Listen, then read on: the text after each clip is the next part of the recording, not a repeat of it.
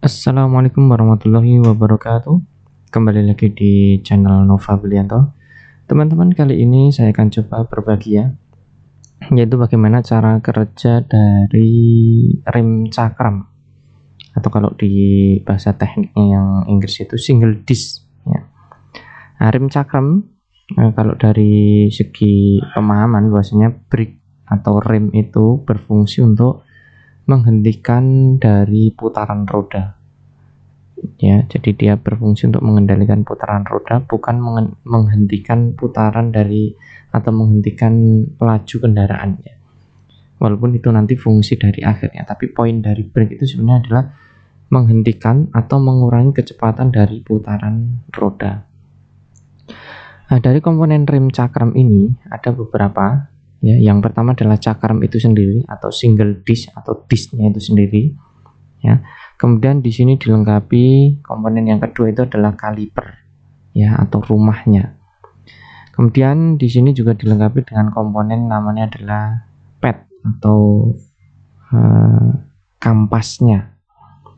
Kemudian di sini juga dilengkapi namanya adalah piston.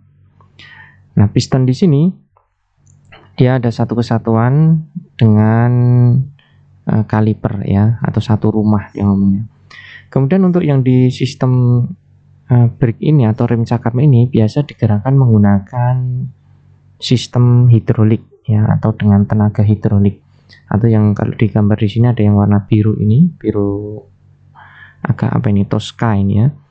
Ini hidrolik ya, atau jalur hidrolik. Nanti kalau di beberapa unit atau kendaraan itu menggunakan angin ya. Oke, untuk langkah kerjanya ya, kalau kita lihat di sini, ini untuk rem cakramnya ini berputar ya, kemudian kita injak brake, maka akan ada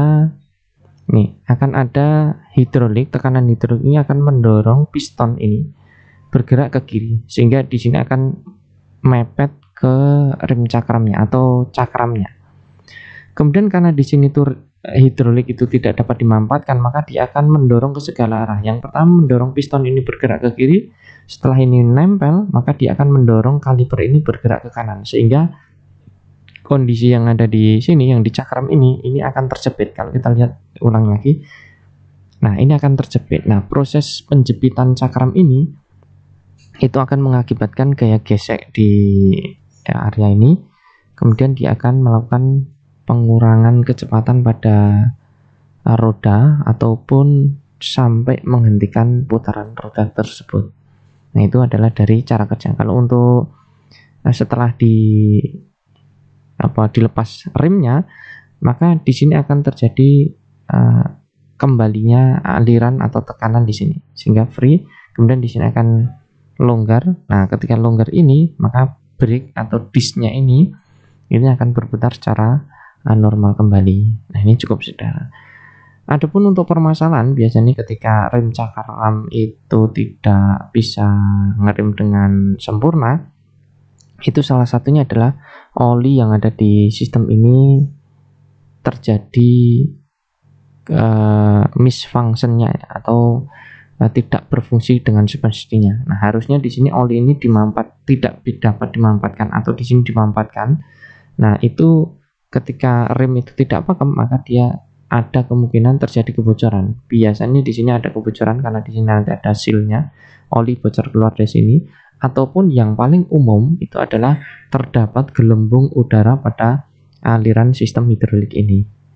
Nah, ada gelembung. Makanya untuk cara mengatasinya adalah kita bleeding atau membuang udara yang terjebak pada sistem hidrolik ini. Dengan cara apa? Biasanya kalau di rem cakram itu dilengkapi dengan nipple. Dan nipple itu tempat untuk membuang anginnya. Nah, caranya untuk membuangnya adalah kita brake, kemudian kita tahan. Jadi proses menjepit seperti ini. Nah, udara itu akan dimanfaatkan di sini. Nah, kemudian ada aliran atau ada nipple tadi yang untuk buat bleeding, kita buka, maka udara itu akan keluar beserta dengan oli, atau biasanya agak busa gitu. Nah, itu pastikan semuanya itu keluar oli. Ketika oli itu semua sudah keluar, dalam artian itu yang keluar oli semua, wujudnya oli, maka dapat dipastikan penerusan gaya hidrolik yang ada di sini itu akan berjalan dengan bagus, atau sistem pengobrikan akan bagus.